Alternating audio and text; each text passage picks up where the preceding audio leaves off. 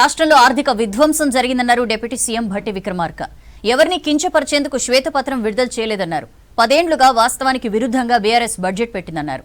బడ్జెట్కు వాస్తవ వ్యయానికి మధ్య 20% తేడా ఉందన్నారు. అంకెల గారడీ చెప్తూ ఇన్నేళ్లు ప్రభుత్వం ప్రజల్ని మోసం చేసిందన్నారు భట్టి విక్రమార్క.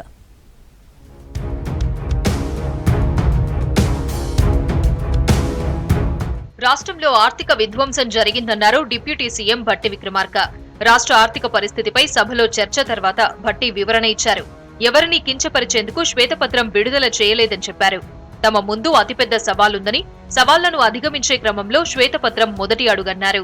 ఈ రాష్ట్రంలో జరిగినటువంటి ఆర్థిక విధ్వంసం, ఈ రాష్ట్రంలో జరిగినటువంటి ఉన్నటువంటి వనరులు ఏ రకంగా ఈ రాష్ట్ర ప్రజలకు ఉపయోగపడ్డాయి, ఏ రకంగా దారి మళ్లించబడ్డాయి అనేటువంటి అంశాలు నిజంగా రాష్ట్ర ప్రజలకి, స్టేక్ హోల్డర్స్ అందరికీ తెలియాల్సినటువంటి అవసరం ఉంది. కాబట్టి ఈరోజు ఈ సభలో శ్వేతపత్రాన్ని ప్రవేశపెట్టడం జరిగింది తప్ప ఈరోజు రాష్ట్ర ఇమేజ్ ని దిగజార్చడానికో లేదా దేశం దృష్టిలో అద్భుతంగా అభివృద్ధి చెందుతున్న తెలంగాణ రాష్ట్రం అలా లేదు, ఇలా ఉందని చెప్పాలనేటువంటి ఉద్దేశంతోనూ చేసింది కాదు. 10 ఏళ్లుగా వాస్తవాలకు విరుద్ధంగా బీఆర్ఎస్ బడ్జెట్ పెట్టిందని ఆరోపించారు భట్టి విక్రమార్క. లేనిది ఉన్నట్లుగా చూపించి భ్రమలు కల్పించారన్నారు. 56 ఏళ్లలో అతి తక్కువ బడ్జెట్లో అనేక నిర్మాణాలు, లక్షల కోట్ల ఆస్తులు సృష్టించామని చెప్పారు భట్టి. 2014 నుంచి శాసనసభ్యులుగా ప్రతిపక్షంగా ఉన్నటువంటి మేమందరం మొదటి నుంచి చెప్పుకుంటూనే వచ్చాం. వాస్తవాలకి చాలా దూరంగా మీరు బడ్జెట్లు ప్రిపేర్ చేస్తా ఉన్నారు. ప్రజల అంచనాలకి అందకుండా ఉండేటట్టుగా మీరు తయారు చేస్తా ఉన్నారు. అసలు వనరుల్ని పూర్తి స్థాయిలో ఎంత ఉన్నాయో కూడా ఆలోచన చేయకుండా కొన్ని హామీలు ఇచ్చాము కాబట్టి ఆ హామీలన్నిటికీ ఎంత అవుతుందో లెక్కేసి ఆ లెక్క సరిపోయేటట్టు ఆదాయం వస్తున్నట్టుగా లెక్కలు పెట్టి ప్రజల్ని మభ్య పెడతా ఉన్నారు. ఉన్నది లేనట్టు, లేనిది ఉన్నట్టుగా భ్రమలు కల్పిస్తా ఉన్నారు. ఇది కరెక్ట్ కాదని చెప్పాము అధ్యక్ష. బీఆర్ఎస్ ప్రభుత్వం చేసిన తప్పులను సరిదిద్దడానికి చాలా సమయం పడుతుందన్నారు భట్టి. కేసీఆర్ ప్రభుత్వంలో ఎవరైనా ప్రశ్నిస్తే కేసులు పెట్టేదన్నారు. కేసీఆర్ పాలనలో స్వేచ్ఛ, స్వాతంత్ర్యం లేదన్నారు. ఇప్పుడు 4 కోట్ల మందికి స్వేచ్ఛ లభించిందని చెప్పారు భట్టి. ప్రతి దగ్గర నాకు చెప్పింది, ముందు చెప్పింది ఏంటి అని సమస్య అంటే, ఎన్ని సమస్యలు ఉన్నా పర్లేదు సార్, వాళ్ళు మాట్లాడదామంటే భయం అవుతా ఉంది. ఉద్యోగం రాలేదని అడుగుదామంటే ఏం కేసు పెడతారో తెలియదు. నా భూమి సరిగా రెవెన్యూ రికార్డ్స్ లో ఎక్కట్లేదంటే దానిలో కటింగ్ పెడతారేమో తెలియదు. భయం భయం భయంగా రాష్ట్ర వ్యాప్తంగా నడిచిన ప్రతి దగ్గర చెప్పినట్టు సమస్య. వాళ్ళు చెప్పింది ఒకటే, మేము ఎన్ని సమస్యలైనా భరించడానికి సిద్ధమే, కానీ తెలంగాణ ప్రజలుగా మేము కోరుకున్నది ఏంటంటే మాకు నచ్చినట్టుగా మేము మాట్లాడతాం. ప్రతి ఒక్కళ్ళు చెప్పారు, చెప్పినట్టుగానే మొన్న సాధారణ ఎన్నికల్లో తీర్పిచ్చారు. స్వతంత్రాన్ని కోరుకున్నారు, స్వతంత్రం తెచ్చుకున్నారు. రాష్ట్రంలో ఉన్నటువంటి 4 కోట్ల మందికి వాళ్ళ స్వాతంత్రం వచ్చింది. అధికారుల మీద బీఆర్ఎస్ కి నమ్మకం లేదన్నారు భట్టి. అందుకే రిటైర్డ్ అధికారుల సేవలను వినియోగించుకుందని చెప్పారు. తమ ప్రభుత్వం రిటైర్డ్ అధికారుల సేవలను వినియోగించుకోబోదన్నారు. తెలంగాణ అధికారులను అవమానపరచొద్దన్నారు భట్టి. మీకు నమ్మకం లేదు కాబట్టే తెలంగాణ అధికారులు పక్కన పెట్టి ఏపీ క్యాడర్ కేటాయించినటువంటి అధికారులు తీసుకొచ్చి అత్యున్నతమైనటువంటి సిఎస్, డీజీపీ పోస్టులో కూర్చోబెట్టుకొని మీరు పాలన చేశారు. రిటైర్ అధికారులు దాకా పోవాల్సిన అవసరం లేదు. మాకు ఇక్కడ సర్వీస్లో ఉన్న అధికారులు నిష్ణాతులే, వాళ్ళే తయారు చేసి ఇచ్చారు కదా. బడ్జెట్ కూర్చొని మాట్లాడటం మీకు అది అవసరం ఉంది. మీరు ఓ దశాబ్ద కాలం పైబడి దాటిపోయినటువంటి వాళ్ళు రిటైర్ అధికారులు కూడా మీరు హెచ్ఓడీలుగా పెట్టుకొని ఈ పాలనలో వాళ్ళ ముందు పెట్టి పనిచేసే అధికారులను పక్కన పెట్టారు సర్వీస్ లో ఉన్నటువంటి వాళ్ళు. మీరైనా మేం చేస్తామని కూడా మీరు ఊహించుకుంటే ఎట్లా అధ్యక్ష? దశాబ్ద కాలంలో జరిగిన ఆర్థిక తప్పిదాలను ప్రజలకు వివరిస్తామన్నారు కాంగ్రెస్ నేతలు. ఆర్థిక సవాళ్లను బాధ్యతాయుతంగా అధిగమిస్తామని చెప్పారు. రాష్ట్ర ఆర్థిక పరిస్థితిపై అసెంబ్లీలో హాట్ చర్చ జరిగింది. ప్రభుత్వం విడుదల చేసిన శ్వేతపత్రంపై అధికార, విపక్ష సభ్యుల మధ్య మాటల యుద్ధం నడిచింది. 6,71,000 కోట్లు రాష్ట్ర అప్పు ఉందని శ్వేతపత్రంలో ప్రభుత్వం వివరించింది. ఆర్థిక విధ్వంసానికి గత ప్రభుత్వం పాల్పడిందని చెప్పారు మంత్రులు. 1,00,000 కోట్లు ఖర్చు చేసి కట్టిన కాళేశ్వరంలో కొత్త ఆయకట్టు ఎంత అని ప్రశ్నించారు. మేడిగడ్డ కుంగుపాటు క్రిమినల్ నేరంగా పరిగణిస్తున్నామని, చర్యలు తప్పవని హెచ్చరించారు మంత్రి ఉత్తమ్. శాసనసభ సమావేశాలు హాట్ గా కొనసాగాయి. రాష్ట్ర ఆర్థిక పరిస్థితిని తెలియజేస్తూ 42 పేజీలతో కూడిన శ్వేతపత్రాన్ని ప్రభుత్వం విడుదల చేసింది. శ్వేతపత్రంలో ప్రస్తుత ఆర్థిక పరిస్థితిని ప్రభుత్వం వివరించింది. రాష్ట్రం మొత్తం అప్పు 6,71,000 కోట్లుగా చూపింది. 2014-15 నాటికి రాష్ట్ర రుణం 72,000 కోట్లని చెప్పింది. 2014-15 నుంచి 2022-23 మధ్యకాలంలో సగటున 24.5% అప్పు పెరిగినట్లు చెప్పింది. 2023-24 అంచనాల ప్రకారం రాష్ట్ర రుణం 3,89,000 కోట్లని తెలిపింది. బడ్జెట్కు వాస్తవ వ్యయానికి మధ్య 25% అంతరం ఉందని చెప్పింది. బడ్జెటేతర రుణాలు పెరిగిపోవడంతో రాష్ట్రం అప్పుల ఊబిలో కూరుకుపోయిందని ప్రభుత్వం సభలో ప్రకటించింది. కాళేశ్వరం ప్రాజెక్టుపై మంజూరైన అప్పు 97,449 కోట్లన్నారు సీఎం రేవంత్ రెడ్డి. కాళేశ్వరం ప్రాజెక్టుపై కేసీఆర్ ఫ్యామిలీవి అన్ని అబద్దాలేనని ఫైరయ్యారు. గత ప్రభుత్వం మంచినీళ్ల మీద వ్యాపారం చేసిందని విమర్శించారు. 10 ఏళ్లుగా సాగునీటి శాఖ కేసీఆర్ కుటుంబం దగ్గరే ఉందన్న సీఎం ప్రాజెక్టుపై ఖర్చు, రుణాలు వివరాలను బయటకు తీస్తామన్నారు. హరీష్ రావు కావాలని అబద్దాలు చెప్పారన్నారు. ఈరోజు కాళేశ్వరం ప్రాజెక్టుకు సంబంధించి అగ్రిమెంట్ వాల్యూ 1,27,872 కోట్లు. ఇన్ని టెండర్లు పిలిచి ఇప్పటి వరకు ఒప్పందాలు చేసుకున్నారు అధ్యక్ష. ఇందులో వీళ్ళు 96,876 కోట్ల రూపాయలు పనులు పూర్తయినాయని అధికారికంగా. ఎవరిని టార్గెట్ చేయడానికి శ్వేతపత్రం రిలీజ్ చేయలేదన్నారు సీఎం రేవంత్ రెడ్డి. శ్వేతపత్రం 10 ఏళ్ల ఆర్థిక పరిస్థితిపై ప్రోగ్రెస్ రిపోర్టు మాత్రమేనని చెప్పారు. రాష్ట్ర అభివృద్ధి కోసం అందరితో కలిసి వెళ్తామన్నారు. ప్రతిపక్షాలు సూచనలు ఇస్తే తప్పకుండా స్వీకరిస్తామన్నారు రేవంత్. గ్రేటర్ హైదరాబాద్ అభివృద్ధికి అన్ని పార్టీల ఎమ్మెల్యేలతో మాట్లాడతామని చెప్పారు. విద్యుత్ శాఖకు సంబంధించి మా సాగునీటి పారుదల శాఖ మంత్రి గారు కూడా ఈ సమావేశాలలోనే శ్వేతపత్రాలు విడుదల చేయదలుచుకున్నాం. ఎక్కడైనా ఎప్పుడైనా ఎవరైనా కొత్తగా బాధ్యతలు చేపట్టినప్పుడు మనకున్న పరిస్థితులను ప్రజలకు వివరించడం ద్వారా, వాళ్ళ నమ్మకాన్ని విశ్వాసాన్ని చురగొనడం ద్వారా, ప్రతిపక్షాల వైపు నుంచి సహకారం, సలహాలు, సూచనలు తీసుకోవడం ద్వారా బలమైన రాష్ట్రంగా నిర్మించాలనేదే మా ఉద్దేశము. 1,00,000 కోట్లు ఖర్చు చేసి కాళేశ్వరం కడితే పెంచిన ఆయకట్టు ఎంత అని ప్రశ్నించారు మంత్రి ఉత్తమ్. 25,000 కోట్లు ఖర్చు చేసిన పాలమూరు ప్రాజెక్టులో ఆయకట్టు 0 అన్నారు.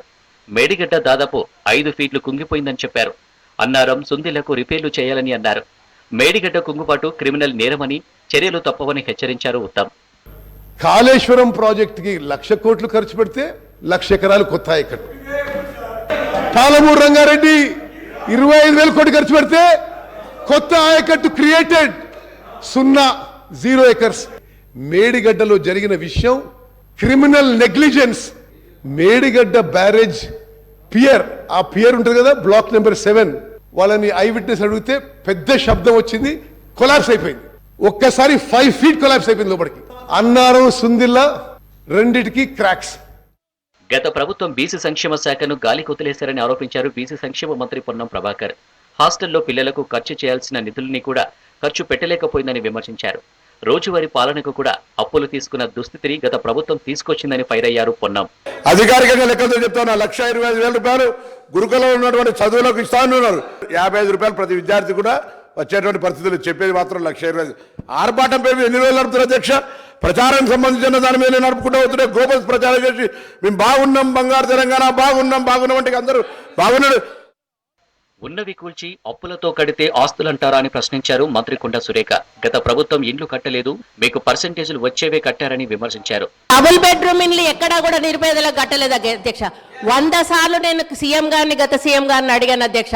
స్థలాలు ఉన్న వాళ్ళకి ఒక 3 లక్షలు 4 లక్షలు ఇవ్వండి, వాళ్ళు ఒక్క షెడ్ అన్న వేసుకుంటారు. అంటే మేకెక్కడ ఉండాలి, కోడెక్కడ ఉండాలి, అల్లుడెక్కడ ఉండాలి, బిడ్డెక్కడ ఉండాలి, డబుల్ బెడ్రూమ్ ఇల్లు కట్టిస్తా అని కనీసం ఒక 100 బెడ్రూమ్ హౌజులు కూడా ఒక్కొక్క నియోజకవర్గానికి ఇవ్వలేదు అధ్యక్ష. కార్పొరేషన్ అప్పులకు ప్రభుత్వానికి సంబంధం లేదనడంపై ఫైర్ అయ్యారు మంత్రి చూపల్లి కృష్ణారావు. కార్పొరేషన్ చేసిన అప్పులను ఎలా తీరుస్తారని ప్రశ్నించారు. మిషన్ భగీరథ కార్పొరేషన్ చేసిన అప్పులను ప్రజలపై బిల్లులు వేసి చెల్లిస్తారని నిలదీశారు. కార్పొరేషన్ అప్పులకు ప్రభుత్వానిదే బాధ్యత అని స్పష్టం చేశారు జూపల్లి. ఏదైతే ఇరిగేషన్ కార్పొరేషన్ ద్వారా ప్రాజెక్టుల గురించి అయితే లోన్ తీసుకున్నారో, అట్లాగే మిషన్ భగీరథ ద్వారా అయితే కార్పొరేట్ లోన్ తీసుకున్నారో, మీరు అంటే నీళ్లు తాగే ప్రజల నుంచి డబ్బులు వసూలు చేసి కార్పొరేషన్ దగ్గర కడతారా, ప్రభుత్వ డబ్బుల దగ్గర కడతారా? రైతాంగానికి అయితే మీరు ఇరిగేషన్ పార్టీలో నీళ్లు ఇస్తా ఉన్నారో, రైతుల దగ్గర పన్నులు వసూలు కడదాం అనుకున్నారా? అబద్ధాలు చెప్పడంలో హరీష్ రావుకు మేనమామ ట్రైనింగ్ పనికొచ్చిందన్నారు కాంగ్రెస్ ఎమ్మెల్యే రాజగోపాల్ రెడ్డి. హరీష్ ను తండ్రి, కొడుకులు వాడుకుంటున్నారని చెప్పారు. బీఆర్ఎస్ లో ఆయనకు న్యాయం జరగదన్నారు. కేసీఆర్ తర్వాత కేటీఆర్ సీఎం అవుతారు కానీ హరీష్ కాడన్నారు రాజగోపాల్.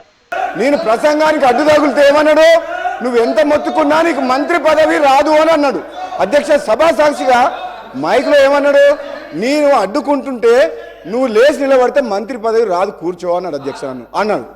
నేనేమంటున్నా, నువ్వెన్నేళ్లు కష్టపడ్డ తర్వాతే కష్టపడ్డ హరీష్ రావు గారు కేసీఆర్ తర్వాత కేటీఆర్ అవుతారు, కానీ నీకు మోసం జరుగుతుంది, కానీ వాళ్ళు ఏం చేయరు. నీకు తండ్రి కొడుకులు వాడుకుంటారు తప్పితే నీకు అక్కడ న్యాయం జరగదు. ఉదయం సభ ప్రారంభం కాగానే ఇటీవల చనిపోయిన మాజీ ఎమ్మెల్యేలకు అసెంబ్లీ సంతాపం ప్రకటించింది. ఎంఐఎం శాసనసభ పక్షనేతగా అక్బరుద్దీన్, సిపిఐ శాసనసభ పక్షనేతగా కూనంనేని సాంబశివరావు పేర్లను స్పీకర్ గడ్డం ప్రసాద్ కుమార్ ప్రకటించారు. రాష్ట్ర ఆర్థిక పరిస్థితిపై జరిగిన చర్చలో శ్వేతపత్రం రిలీజ్ వెనుక ఉద్దేశాలను ప్రశ్నించారు విపక్ష ఎమ్మెల్యేలు. 6 గ్యారంటీలే కాదు, అన్ని హామీలు అమలు చేయాలని డిమాండ్ చేశారు. ప్రజల మీద భారం వేస్తే ఊరుకోబోమన్నారు విపక్ష ఎమ్మెల్యేలు. ఆర్థిక పరిస్థితిపై రాష్ట్ర ప్రభుత్వం విడుదల చేసిన శ్వేతపత్రం అంతా తప్పుల తడకగా ఉందన్నారు మాజీ మంత్రి హరీష్ రావు. శ్వేతపత్రం పేరుతో విపక్షంపై సర్కార్ రాజకీయ దాడి చేసిందన్నారు. గత ప్రభుత్వాన్ని బద్నాం చేసే ప్రయత్నం చేస్తున్నారని విమర్శించారు. ఈ శ్వేతపత్రం తీరును చూస్తుంటే అధ్యక్ష, ఇందులో పేజ్ నంబర్ 5లో కర్ణాటక రాష్ట్రానికి సంబంధించి బడ్జెట్ ఎస్టిమేట్స్ అండ్ ఎక్స్పెండిచర్ది మేము కాగ్ రిపోర్ట్ ఇప్పుడే నెట్లో ప్రింట్అవుట్ తీస్తే అధ్యక్ష, బడ్జెట్ ఎస్టిమేట్స్ కర్ణాటకది 2,31,142 కోట్లుంటే ఇక్కడ 2,31,642 కోట్లుగా చూపించారు. ఎక్స్పెండిచర్ విషయంలో కూడా అధ్యక్ష 2,61,932 కోట్లను చూపించారు. కానీ కాగ్ రిపోర్టు నివేదిక ఆధారంగా ఎక్స్పెండిచరు 2,54,525 కోట్లు, అంటే దాదాపు 7,000 కోట్లు ఎక్స్పెండిచర్ ఎక్కువ చూపించినట్టుగా ఈ కాగ్ రిపోర్ట్ను బట్టి చూస్తాం. అంటే మొత్తంగా తప్పుల తడకతోని ఈ వివరాలను వాళ్ళు పొందుపరిచిండ్రు. వాళ్ళు కేవలం ఇదంతా కూడా ఒక గత ప్రభుత్వాన్ని బదనాం చేయాలనేటువంటి ధోరణి కనబడతా ఉంది అధ్యక్ష. 6 గ్యారంటీలే కాదు, 412 హామీలను అమలు చేయాల్సిందేనన్నారు బీజేపీ ఎమ్మెల్యే ఏలేటి మహేశ్వర్ రెడ్డి. ఆదాయం ఎలా సమకూర్చుతారో ప్రభుత్వం చెప్పలేదని, ప్రజల మీద భారం వేస్తే ఊరుకోబోమన్నారు. ఖచ్చితంగా మీరు కేవలం 6 గ్యారంటీ స్కీమ్లే కాదు, 412 హామీలను కూడా నెరవేర్చాల్సిందే అధ్యక్ష. కేవలం అధికార దాహంతో మాత్రమే మరి కాంగ్రెస్ వాళ్ళు కూడా ఇలాంటి హామీలు ఇచ్చినట్టుగా మేము భావిస్తున్నాం అధ్యక్ష.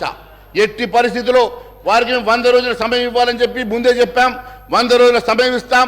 100 రోజుల తర్వాత వీరు ఇచ్చినటువంటి హామీలు నెరవేర్చకపోయినా, ప్రజా సంక్షేమ కార్యక్రమం ముందుకు నడిపేయకపోయినా ఖచ్చితంగా ప్రజా గొంతుకే భారతీయ జనతా పార్టీ నిలబడుతుందని తెలియజేస్తా ఉన్నాం అధ్యక్ష. శ్వేతపత్రం విడుదల అసలు ఉద్దేశం చెప్పాలన్నారు ఎంఐఎం ఫ్లోర్ లీడర్ అక్బరుద్దీన్. అప్పుల వివరాలను ఇప్పుడే ఎందుకు రిలీజ్ చేస్తున్నారని ప్రశ్నించారు. రాజకీయ లబ్ధి కోసం రాష్ట్రాన్ని అవమానిస్తున్నారన్నారు. If you have to see your white paper, honorable CM साहब, इसमें हम RBI भी ले रहे, CAG भी ले रहे, state budget भी ले रहे, wherever it is convenient for us, we are taking it. Sir, I am not here to protect anybody, sir. Let me make it very clear. I am here to protect my state of Telangana, sir. I do not want a wrong message to be sent by this house that this state is in distress. ये state बीमारू हो गया, ये state तबाह हो गया, ये state में अब कुछ नहीं है, ये मैसेज हमको नहीं भेजना है sir. Let us criticize the wrongdoing, sir. Any wrongdoings, any inquiry, we are here to support. Yeah. శ్వేతపత్రం లెక్కల్లో తేడాలున్నాయన్నారు CPI floor leader Koonamneni Sambasiva Rao. మిగులు రాష్ట్రం 6 లక్షల కోట్ల అప్పుకు చేరిందని విమర్శించారు. అప్పులు తెచ్చి అందమైన భవనాలు కడితే ఏం ఉపయోగమని ప్రశ్నించారు. వైట్ పేపర్ రిలీజ్ చేయడానికి సంబంధించి సెల్ఫ్ కాంట్రడిక్టరీగా కొన్ని లెక్కలు తేడాలు ఉన్నాయి.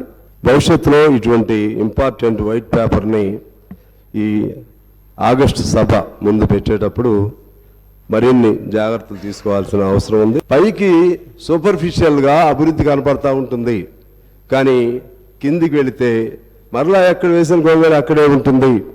మనం ఒకసారి చూసుకుంటే ఆకలి చూసి చూడండి, అదేవిధంగా మానవ జీవన విధానం చూడండి, లేకపోతే జీవన పరిణామాలు చూడండి, ఎక్కడ చూడండి మన పరిస్థితులు ఇలాగే ఉంటున్నాయి. చేసిన అప్పులు దేనికి ఖర్చు పెట్టారు, చేసినటువంటి అప్పులు ఏ ప్రయోజనాలని సాధించడానికి ఉపయోగించారు. సభలో ఆందోళన చేయడానికి రాలేదని, ప్రజల తరపున ప్రశ్నించడానికి అసెంబ్లీకి వచ్చామన్నారు విపక్ష ఎమ్మెల్యేలు. చేనేత రంగాన్ని కాపాడుకునేందుకు అందరూ కృషి చేయాలన్నారు రాష్ట్రపతి ద్రౌపది ముర్ము. భారత సంస్కృతి సంప్రదాయాల్లో చేనేత రంగం ఒకటన్నారు. చేనేత కార్మికుల కృషి గొప్పదని, తమ కళను వారసత్వంగా అందించడం అభినందనీయమన్నారు. యాదాద్రి జిల్లా భూదాన్ పోచంపల్లిలో పర్యటించారు రాష్ట్రపతి.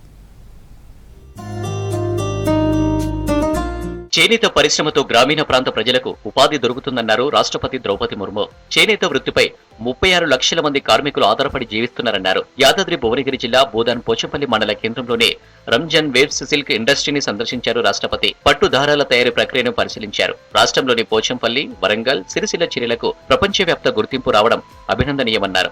కార్యక్రమంలో మంత్రులు తుమ్మల నాగేశ్వరరావు, సీతక్క, టెక్స్టైల్ శాఖ కార్యదర్శి జయేష్ రంజన్, కేంద్ర ప్రభుత్వ జౌళి శాఖ సెక్రటరీ రచనా షా, పోచంపల్లి నేత కళాకారులు పాల్గొన్నారు. और आप लोग पोचमपल्ली सिल्क साड़ीज कैसे बनाते हैं ये देखकर मुझे बहुत अच्छा लगा. UNWTO ने 2021 में पोचमपल्ली गांव को दुनिया के बेस्ट टूरिज्म विलेज के से एक घोषणा किया था. मैं इस विषय उपलब्धि के लिए आपको बधाई देती हूँ और आपकी सराहना करती हूँ. రాష్ట్రపతి ముర్ముకు చీరలకు ఉపయోగించే వివిధ రకాల డిజైన్లను వివరించారు నేత కళాకారులు. అక్కడే ఏర్పాటు చేసిన రత్నాలను తిప్పుతున్న మహిళలతో కాసేపు ముచ్చటించారు ద్రౌపది ముర్ము. అక్కడ ఏర్పాటు చేసిన మల్టీ వీవింగ్ యూనిట్, ట్విస్టింగ్ యూనిట్లను పరిశీలించారు. తర్వాత భూదాన్ ఉద్యమాన్ని ప్రారంభించిన వినోబా భావే చిత్రపటానికి నివాళులర్పించారు రాష్ట్రపతి. పోచంపల్లి స్పెషల్ చీరలు, డిజైన్స్, పోచంపల్లి కళా నైపుణ్యాలతో ఉన్న ఫోటో గ్యాలరీని సందర్శించారు. బాలాజీ ఫంక్షన్ హాల్లో ఏర్పాటు చేసిన చేనేత థీమ్ సభలో పాల్గొన్నారు రాష్ట్రపతి. చేనేత కళాకారులు తమ నైపుణ్యాలను రాష్ట్రపతితో పంచుకున్నారు. వారు నేసిన భారతదేశం చిత్రం మధ్యలో రత్నం ఉన్న కాటన్ క్లాత్ ను రాష్ట్రపతికి బహూకరించారు. పద్మశ్రీ, సంత్ కబీర్, జాతీయ పురస్కార గ్రహీతలతో మాట్లాడారు రాష్ట్రపతి. ఉమ్మడి నల్గొండ జిల్లాలో అవార్డులు వచ్చిన 16 మంది నేత కళాకారుల జాబితాను ఢిల్లీకి పంపించారు రాష్ట్రపతి.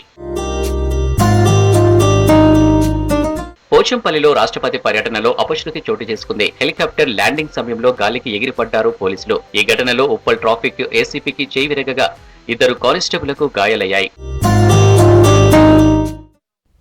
సింగరేణి కాంట్రాక్ట్ ఉద్యోగాల్లో 80% జాబ్స్ ను స్థానికులకే ఇవ్వాలని సంస్థ అధికారులు ఆదేశాలిచ్చారు.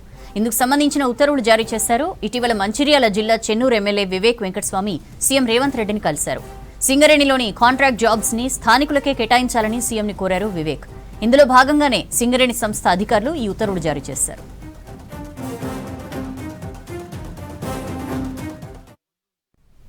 Big Boss season 7 show winner Pallavi Prashanth arrest చేశారు జూబ్లీహిల్స్ పోలీసులు. సిద్దిపేట జిల్లా గజ్వేల్ మండలం కొల్గూరులోని తన ఇంటి దగ్గర ప్రశాంత్ను అదుపులోకి తీసుకున్నారు. ప్రశాంత్తో పాటు A2గా ఉన్న తన తమ్ముడు మహావీర్ను అరెస్ట్ చేశారు. బిగ్ బాస్ షో విజేతగా పల్లవి ప్రశాంత్ను ప్రకటించిన రోజు ఆయన అభిమానులు ఆర్టీసీ బస్సులపై దాడి చేశారు. 6 బస్సు అద్దాలు ధ్వంసం చేశారు. ఈ ఘటనపై జూబ్లీహిల్స్ పోలీసులకు ఫిర్యాదు చేశారు ఆర్టీసీ అధికారులు. దీంతో పల్లవి ప్రశాంత్, బిగ్ బాస్ అభిమానులపై కేసులు నమోదు చేశారు పోలీసులు.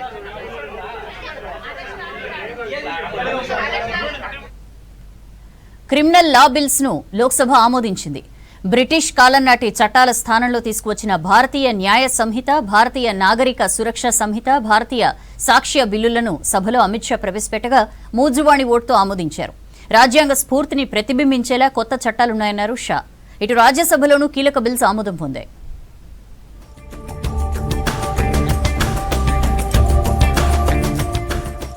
విపక్షాల ఆందోళన మధ్య లోక్సభలో కీలక బిల్లులను కేంద్రం ప్రవేశపెట్టి ఆమోదించింది. బ్రిటిష్ హయాం నుంచి అమల్లో ఉన్న Indian penal code, CrPC, evidence act స్థానంలో కొత్త చట్టాలను తీసుకొచ్చేందుకు ప్రవేశపెట్టిన 3 క్రిమినల్ లా బిల్లులను లోక్సభ ఆమోదించింది. ఈ 3 చట్టాల స్థానంలో కేంద్ర ప్రభుత్వం భారతీయ న్యాయ సంహిత, భారతీయ నాగరిక సురక్ష సంహిత, భారతీయ సాక్ష్య పేరుతో బిల్లులను ప్రవేశపెట్టింది. కీలక మార్పులు చేసి బిల్లులను లోక్సభ ఆమోదించింది. ఈ 3 బిల్లులను రేపు ఎగువ సభలో ప్రవేశపెట్టనున్నారు. प्रश्न है कि खंड 197 से 358 विधेयक का आगमन है. जो सदस्य इसके पक्ष में हाँ गए, जो सदस्य विरोध में ना गए, मेरे विचार में निर्णय हाँ वालों के पक्ष हुआ. मैं प्रस्ताव करता हूं कि विधेयक यथा संशोधित पारित किया जाए. मेरे विचार में निर्णय हाँ वालों के पक्ष में हाँ वालों के पक्ष में प्रस्ताव स्वीकृत हुआ. विधेयक यथा संशोधित पारित हुआ. రాజ్యాంగ స్ఫూర్తి ప్రతిబింబించేలా కొత్త క్రిమినల్ బిల్లులు తెచ్చినట్లు అమిత్ షా తెలిపారు. బ్రిటిష్ కాలం నాటి చట్టాలను నూతన బిల్లులు భర్తీ చేస్తాయని చెప్పారు. ప్రజలకు న్యాయం చేసేందుకు చట్టాల్లో సాంకేతికతకు ప్రోత్సాహం ఇచ్చినట్లు వివరించారు. మూక హత్యలను నేరంగా పరిగణించినట్లు తెలిపారు. బ్రిటిష్ చట్టాలు వారి రాజరికం పాలనను రక్షించుకునేందుకు తెస్తే తాము ప్రజలే కేంద్రంగా నూతన బిల్లులను తెచ్చామన్నారు.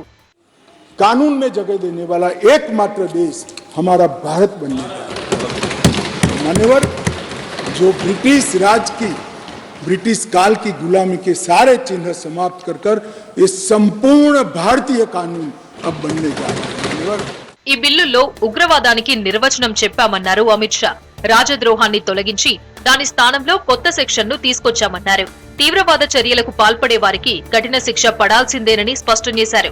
ఎవరైనా ప్రభుత్వాన్ని వ్యతిరేకిస్తే వారిని శిక్షించరాదన్న ఆయన సిఆర్పీసీలో 484 సెక్షన్లు ఉండగా కొత్త బిల్లులో 531 సెక్షన్లు చేర్చినట్లు వివరించారు. 177 సెక్షన్లలో మార్పు చేసి 9 సెక్షన్లు అదనంగా చేర్చామని తెలిపారు. 39 సబ్ సెక్షన్లు 44 నూతన ప్రొవిజన్లు చేరాయన్నారు అమిత్ షా.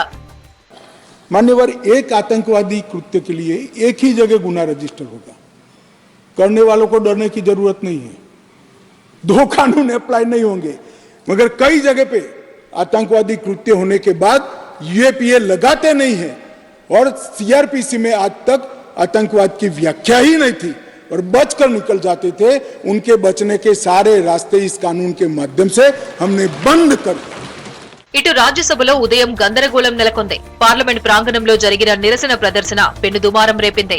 చైర్మన్ ధన్కర్ ను అనుకరిస్తూ తృణమూల్ ఎంపీ కళ్యాణ్ బెనర్జీ వ్యవహరించిన తీరుపై ఎన్డీఏ నేతలు తీవ్రంగా ఖండించారు. ఈ క్రమంలో ధన్కర్ కు సంఘీభావంగా అధికారపక్ష ఎంపీలు సభలో నిల్చొనే సభా కార్యక్రమాల్లో పాల్గొన్నారు. वीडियोग्राफी कर आनंद लेता है, एम्पलीफाई करता है। जगदीप धनखड़ की कितनी बेइज्जती करो मुझे कोई चिंता नहीं है, पर मैं ये बर्दाश्त कभी नहीं करूंगा कि मेरे पद की गरिमा मैं सुरक्षित नहीं रख पाया। That's all for now.